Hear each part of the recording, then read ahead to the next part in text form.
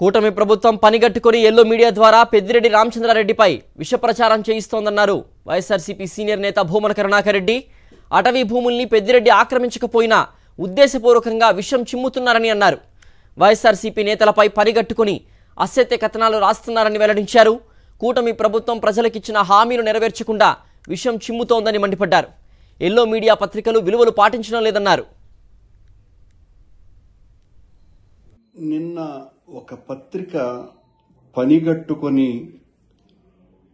మాజీ మంత్రివర్యులైనటువంటి రామచంద్రారెడ్డి గారి మీద ఒక పెద్ద అబద్ధపు కథనం అల్లింది.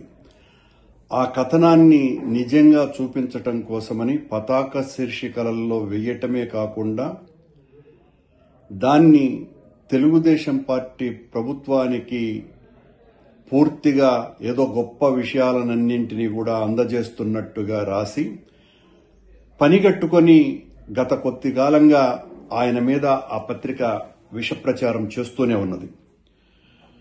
రామచంద్రారెడ్డి గారు ఏ రకంగానూ కూడా అటవీ భూములను ఆక్రమించకుండా లేకపోయినప్పటికీ కూడా ఉద్దేశపూర్వకంగా మేము ఏమి రాసినా చెల్లుతుంది, మేము ఏం చెప్పినా కూడా నడుస్తుంది అన్నటువంటి ఒక గట్టి నమ్మకంతో ఆయన మీద ఉన్నటువంటి కోపము దుగ్ధతోటి వైఎస్ఆర్ కాంగ్రెస్ పార్టీ మీద, జగన్మోహన్ రెడ్డి గారు మా నాయకుడి మీద, మా మీద, అందరి మీద ఆ విషం చిమ్మింది.